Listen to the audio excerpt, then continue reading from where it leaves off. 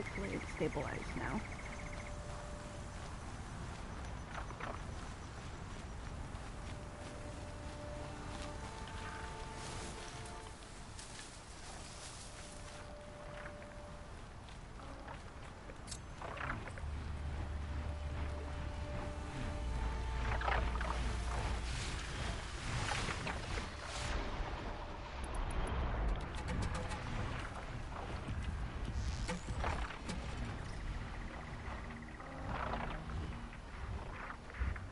That's got their attention.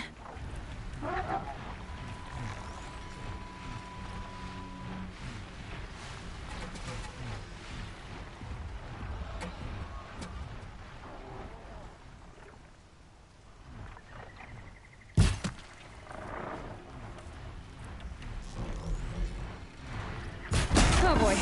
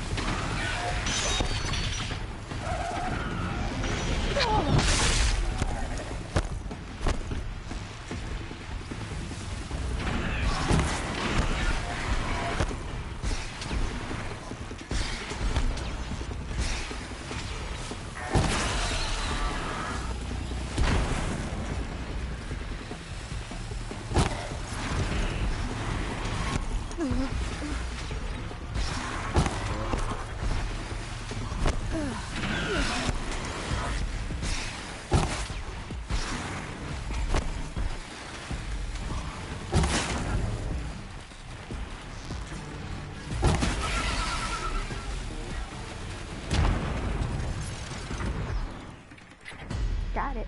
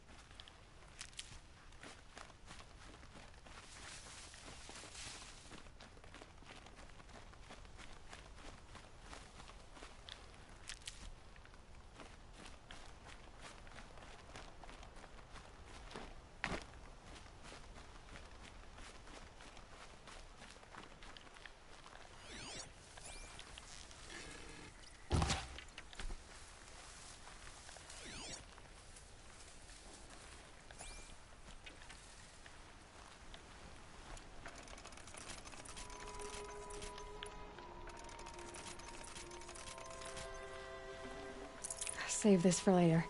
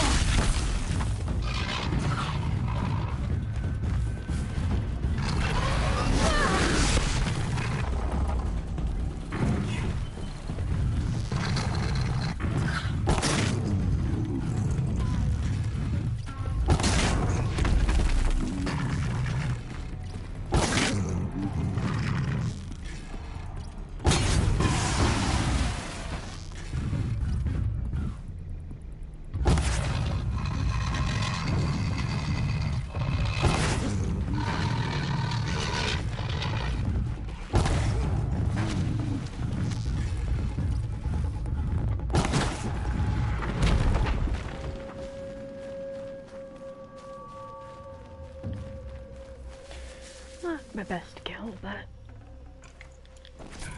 they can't all be perfect.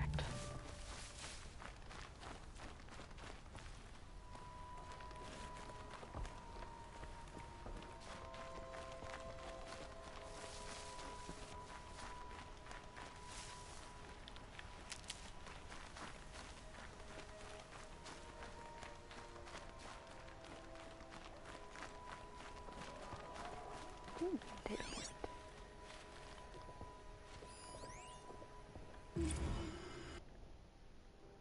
Veet Eats. Thanks for registering with Veet Eats. What's for dinner? Where's dinner? Who's coming to dinner? Up to you. Step 1, log in to Veet Eats. Duh. Step 2, choose a menu. In the mood for Mexican? Chiming for Chinese? Savoring sushi? Peaked for pizza? Any cuisine, any side or dessert you dream is yours for the taking. Or should we say eating? Make your selection, and while the food printer is whipping up your vittles, move on to Step 3, choose a setting. Where do you want to eat tonight? A 1950s diner, rocking the jukebox tunes? A Polynesian beach? Where's that cava colada? Heck, why stop there? Why not try one of our truly exotic deluxury settings? Fantasy banquet whilst watching Dragon Riders joust? Check. Glass-bottom helicopter hovering over raging volcanoes? Checkity check. Step 4, choose a skin. Sure, we love our friends and loved ones, but do we really have to stare at them and listen to them every darn meal? With Veet Eats, gulp down meats dressed up. Is that your boyfriend smacking his lips across the table?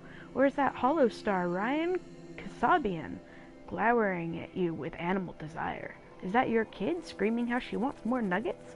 Or is that a blessedly restrained Madame Curie expounding on the scientific and societal impact of her discoveries? Don't worry, Veet Eats' automated systems are just as good at nugget sorting and child monitoring as they are at noise canceling. Step 5, eat! This part you don't need help with, right? Are we right? Enjoy your Veet Eats meal experience.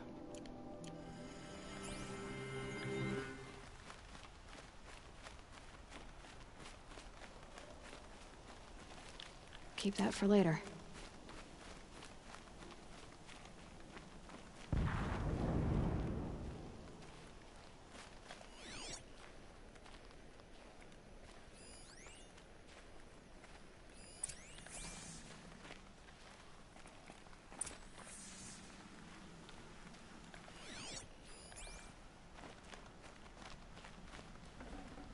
Good meat.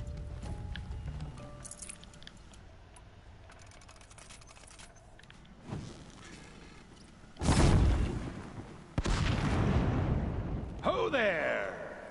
I thought they'd send soldiers. The mighty Carja Empire must be more strapped than I thought. How sad. No matter. Bounty hunters die like the rest. Welcome to my ravine of death. Are you serious? Sadist, murderer, trapmaker. All these things. That's why they put me in that stinking hole.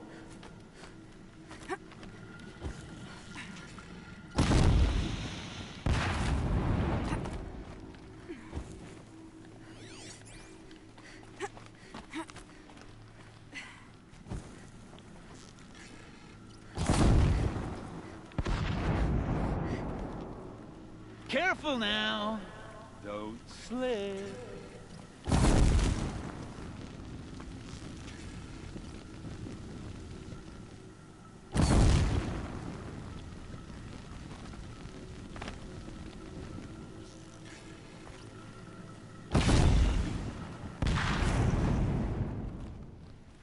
I'm curious. I don't suppose those behemoths that called to the prison killed Geneva. You're gonna be disappointed. Yeah, that's why I have my toys. To distract the pig.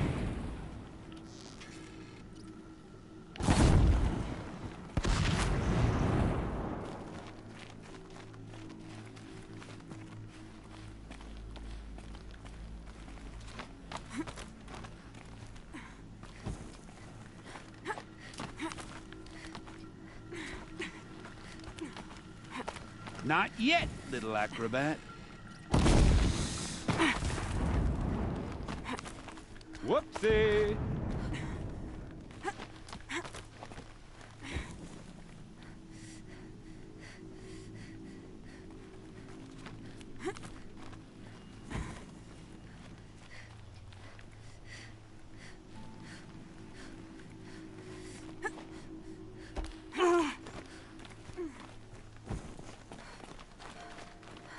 No, it's the other way.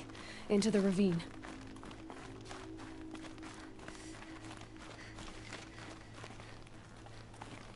Thanks, Aloy. Glad one of us is on it.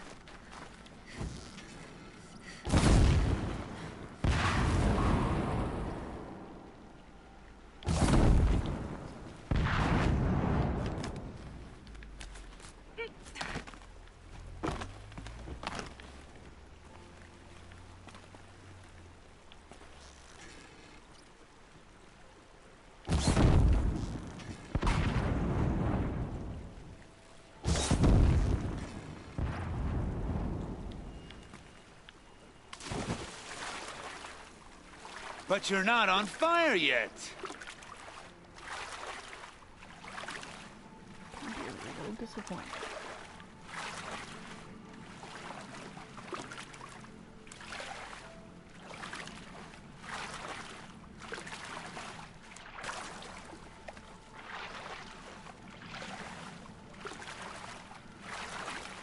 Persistent, aren't you?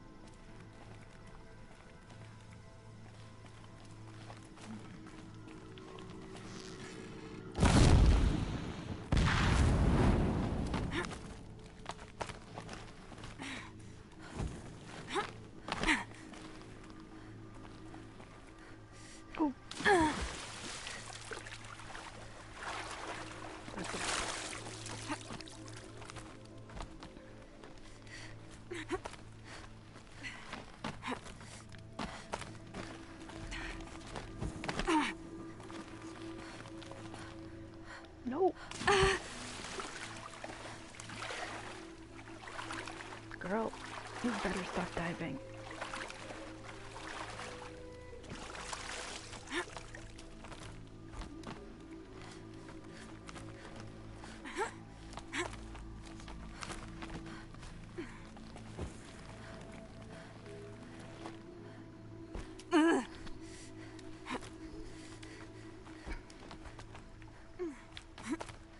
You got me. No more traps. Tell Geneva I'll be a good boy from now on. You expect me to believe that? What's in your hand? Oh, this? Well, just a little... Oops.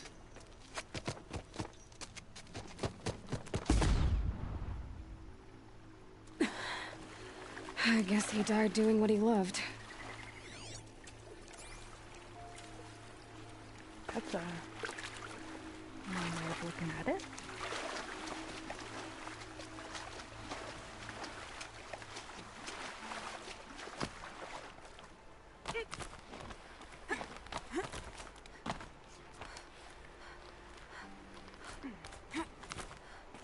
Right, off to the Trader Gavan, weapon smuggler.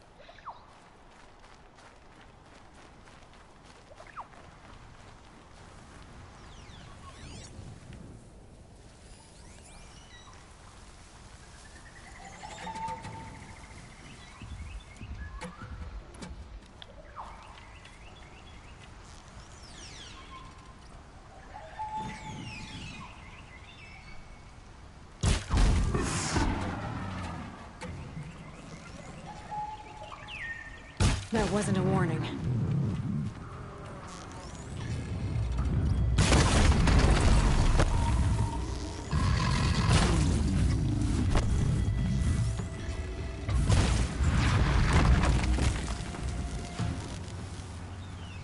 That's better.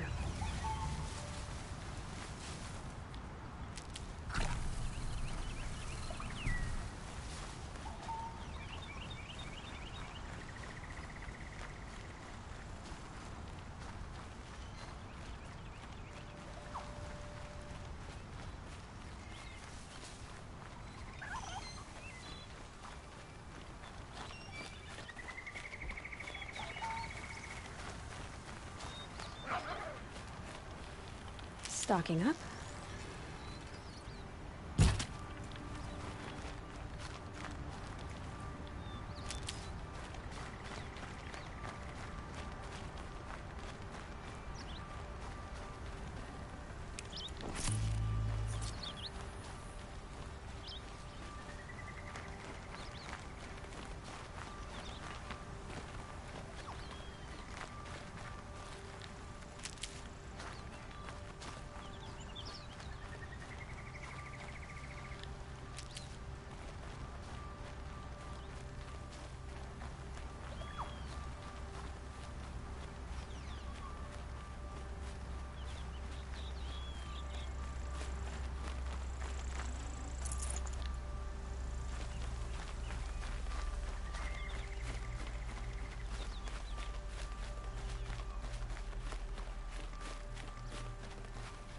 Wow. To all of you.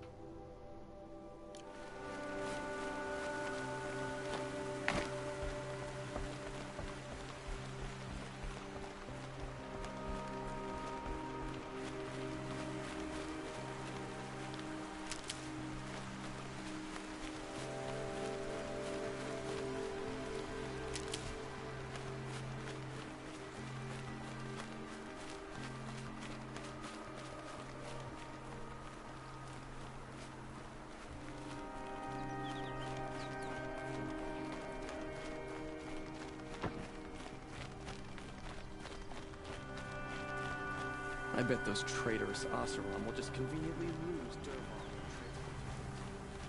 They lose Dervahl in the transit. Don't worry your little head about it. I'll find him.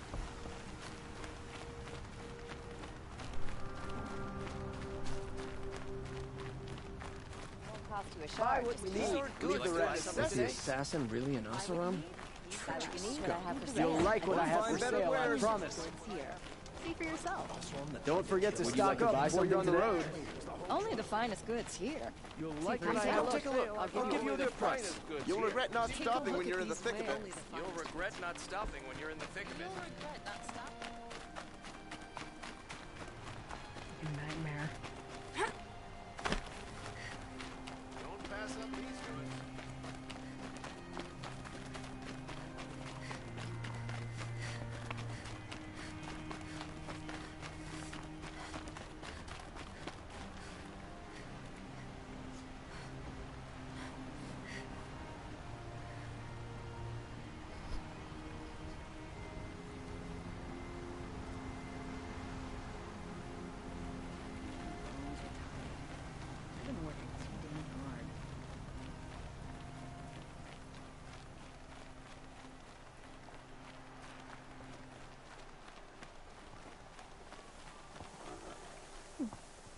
Kites.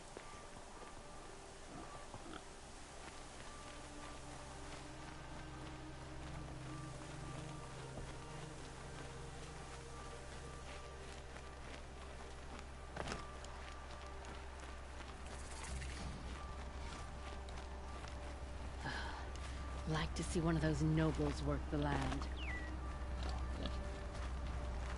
Failing to kill the Sun King doesn't mean he's any less guilty. He should pay.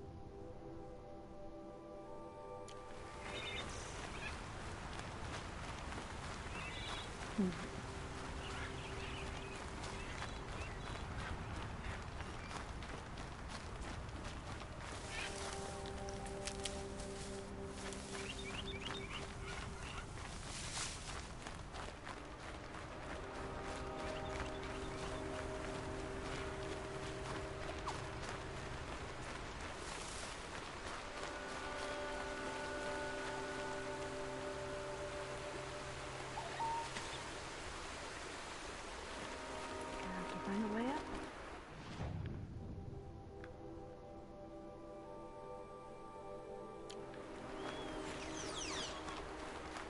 Trees are thick. Hard to line up a shot.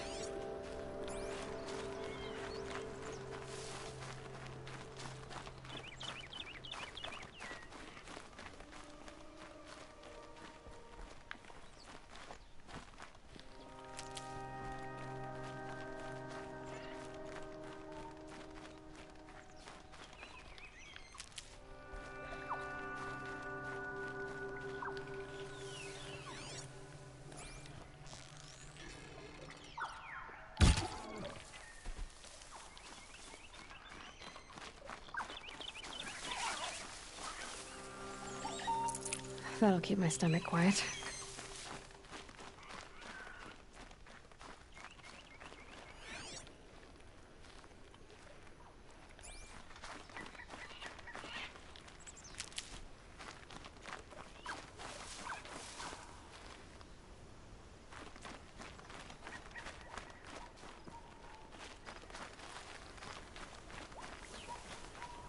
This would have been extremely easy had I just followed the marker and gone up the elevator.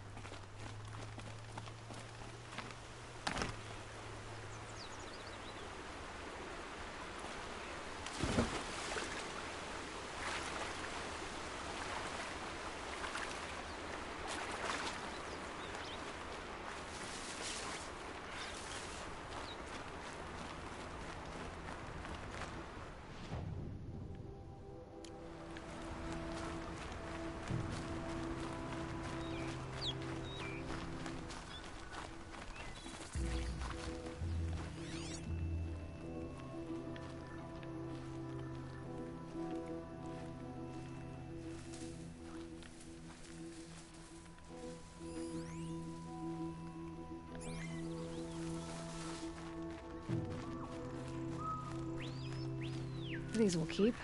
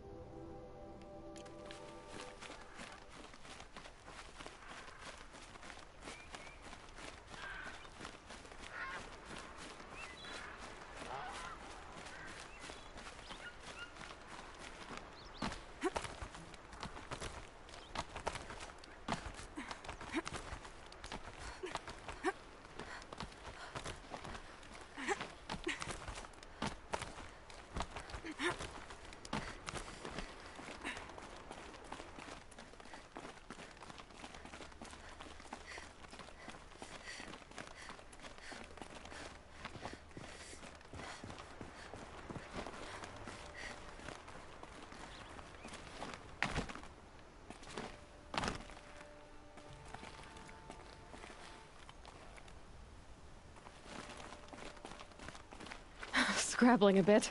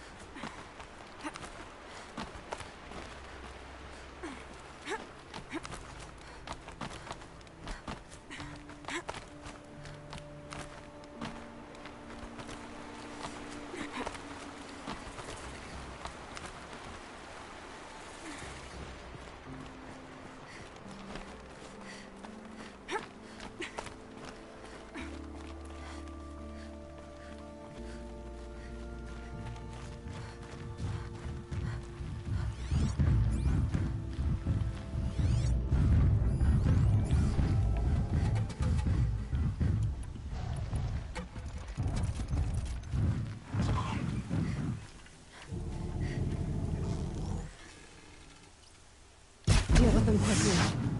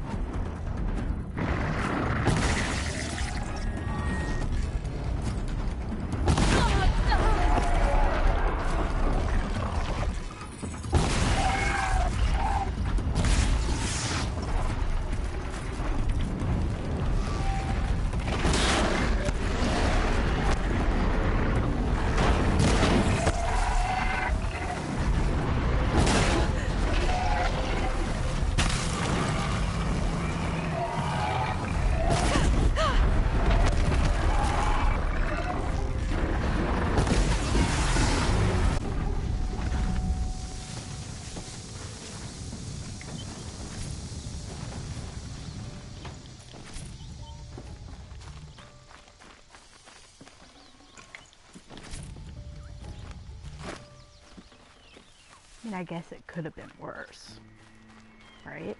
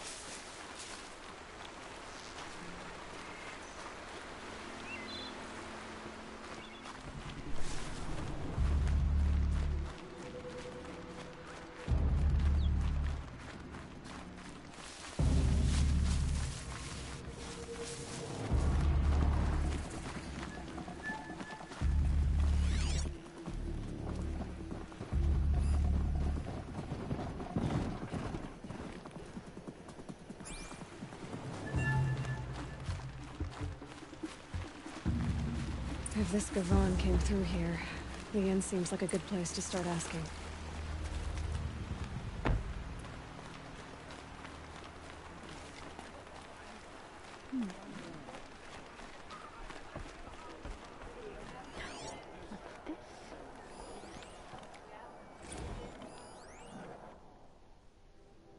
The Nora. Small glyph book on cheap parchment, illustrated with exaggerated sketches of ferocious Nora women. Rumors of the Nora by the well-traveled Aram. Readers, many times I have been asked to describe the most fearsome of barbarian tribes, the Nora of the savage East. So ferocious are the rumors of these people, you might think it was they who raided us during the dark times of the Mad Sun King, and not the opposite. Well, dear readers, though I possess bravery, there is a shadow length between bravery and certain death, and it is certain death that awaits any who trespass on the sacred lands of the Nora. However, I have traveled beyond Daytower into the snow-dusted hinterlands of the savage East, and so on to the very edge of Nora territory, now the site of a hard-scrabble trading camp known as Hunter's Gathering. There, I sat around an open fire with outlanders and uncouths. I was able to gather tales and eyewitness accounts of what might be seen within the Valley of the Warrior Women. They told me another day's travel south lies the Mother's Crown, a name that suggests something grander than the fort of tree trunks and log cabins that was described to me. Still, I was assured it squats most imposingly upon a rocky outcrop, far above rushing rapids and white-capped falls. From its ramparts, a series of watchtowers stretch back across the mountains, and at any sign of approach, flaming arrows arc into the air between them. For a tribe so concerned with their precious wilds, I expected far less careless behavior. Those interlopers, stout or foolhardy enough to approach after this display, are turned back with another flight of arrows, this time aimed just above their heads. The Outlanders, chuckling, agreed that if a Carja showed their colors, the arrows would fly lower, and that even soldiers behind Daytower's walls grumble about being ambushed and devoured by Nora warriors. I corrected them that it was the Tenakth, not the Nora, who are known to engage in cannibalism. In fact, the Nora have only been seen to chew the bark from trees, the tough plants from the ground, and drink strange herbal brews. I proposed that they may well be forbidden from eating meat, except at their strange feminine rites beneath the moon. Yes, in the benighted lands of the Nora, the natural way of things goes inverted. Women rule men, and all the might of Carja metal can be deflected by logs, leather, and hides. Ruins filled with bounties artifacts go untouched, and great stretches of farmable land are left uncultivated. Only the machines, which the Nora greatly mistrust, after some ancestral conflict or another, seem untroubled by this rampant strangeness. Father-son has no place here, and I would not be surprised to find that the Nora's woman god to be the moon itself. Though it is Nora women who so famously feature in tales of encounters with the tribe, men have also been sighted bearing the outlandish hair and blue-painted markings of Nora warriors. It is my understanding, from reading older studies of the tribe, that a ritual known as the Proving allows men to battle one another to gain favor from their rulers. My curiosity to witness this and other Nora rituals sadly goes unsated, but it is my hope that His Luminance will extend an offer of alliance to those mysterious barbarians. So emboldened by the Sun King's generosity and the knowledge that I would travel with many, many well-armed blazons, I would gladly gather a first-hand account for the benefit of my readers. Indeed, I plan to employ a female scribe who might allow better parley between the Nora and I on such an occasion. A better path for a young Karja woman than working as a seller for the Oseram metal merchants in town, no? Until such a sun-touched time comes, though, I can only share with you copies from the extensive collection of sketches I have gathered over the years, mere glimpses at these bizarre, savage, and yet still strangely alluring womenfolk. Wow, dude.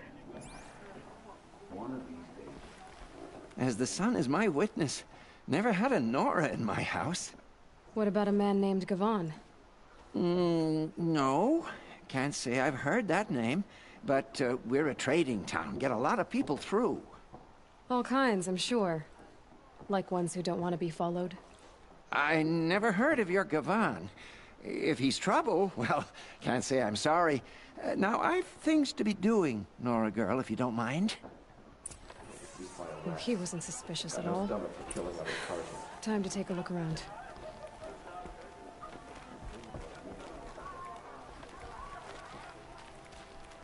Yes, yes, you're very friendly. I am very friendly. I'm not going home. No. I don't want to face my father. Okay.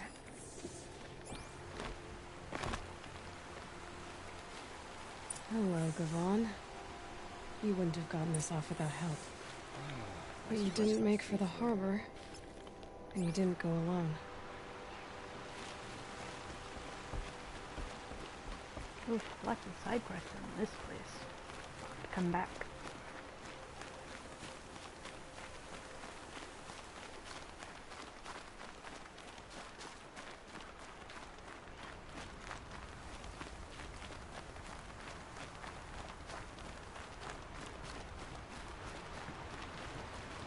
I'll find a use for you.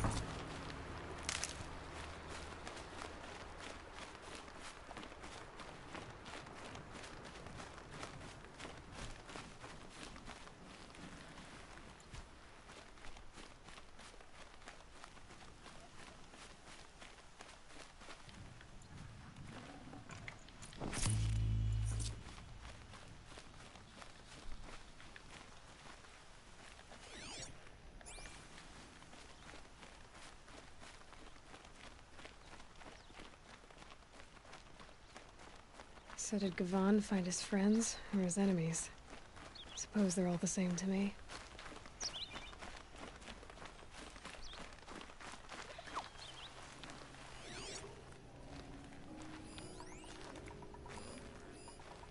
Does not look. Looks like they weren't happy to see him back. I'm not done with you. If you can break out of Sunstone Rock, you can take a bit of knife play, can't you? You didn't break out. You're a snitch, come to bring Meridian down on us. This is my operation now. Hey! What's that up there? Friend of yours, Gavan?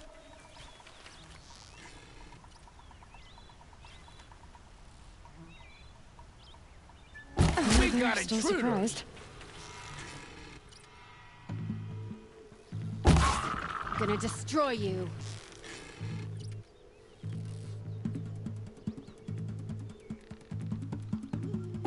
Bleed 'em white.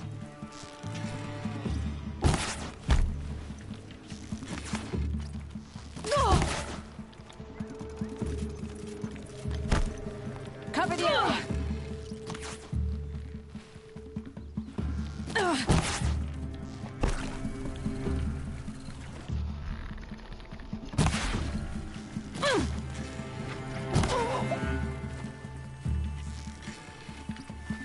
died.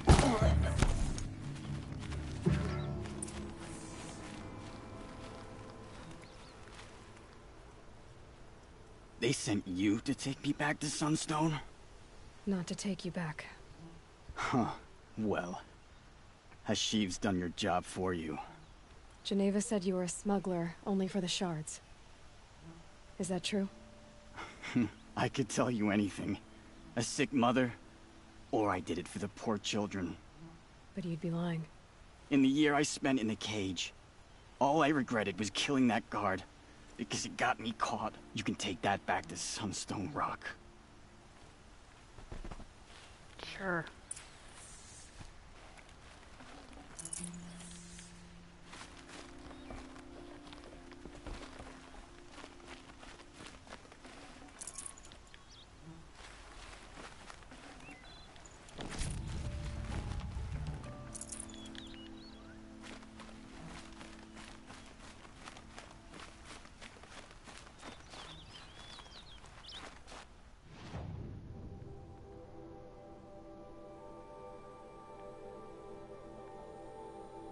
Oh, I guess it's back to Sunstone Rock with me.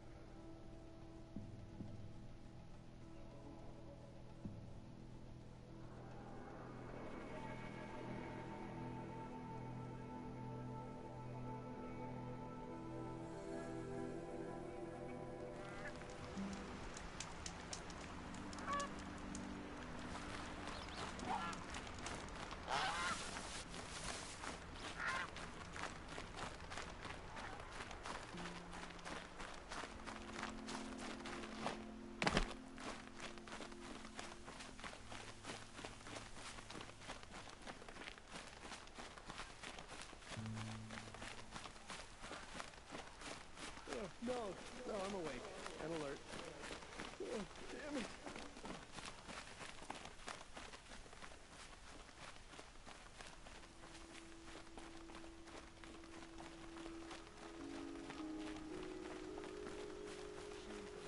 Try to get past me.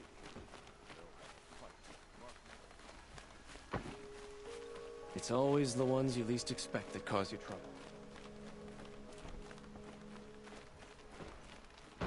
Always stay bright. Always stay alert. Your aid to the Carja Sundom in these times of strife is appreciated. That's the official response. I'd say... I can tell you've done the work by the look on your face. 2 of them got themselves killed. The other... welcome to fight to the end. They would have found death with or without you. Taken others with them. That's what I told myself. Smart girl. Doubt we'll meet again, so... go in light. I used to see Uthid sharing his rations with the children in the camp. Hard to believe he's gone. There are no shadows under the noonday sun. Words to live by. Careful where you walk. Each step has been paid for in blood.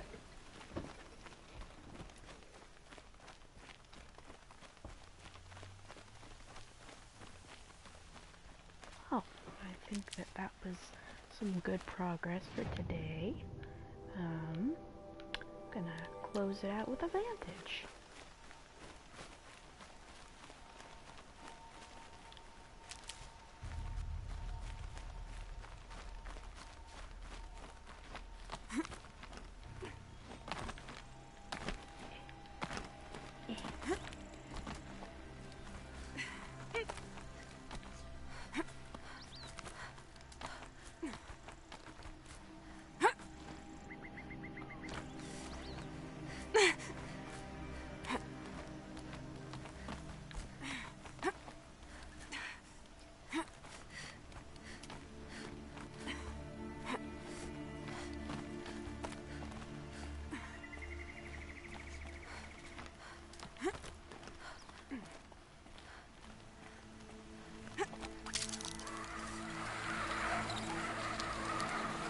A vantage.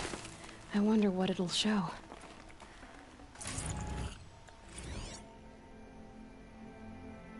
like a shitstorm tore day 7. I was 3 months out of rehab when we went camping out here. Wyatt went to sleep early. So it was just the two of us when we stayed up and watched the Perseids. After, as we talked about the stars and space tech, I suddenly knew what I wanted to do with my life.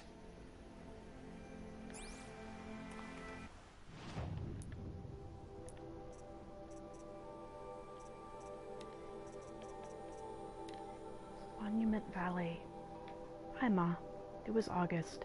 Summer school had wrapped and I'd aced my courses, so I was heading back to 10th grade, the good head of steam. As a reward for my studies and my sobriety, you and Wyatt gave me a Fullerton Labs Astro Prodigy and took me camping to watch the Perseids at their peak. I was amped. Wyatt spent all afternoon struggling with a self-constructing shelter he'd bought for the trip, until finally he gave up and built the damn thing manually. Well, the sleeping pods, anyway, while we made a fire and cooked dinner. It must have taken a lot out of him, because Wyatt was nodding off at dinner and went to bed soon after. As night fell, we sat and watched the meteors streak across the sky like fingernail scratches, marveling at their abundance, laughing our delight.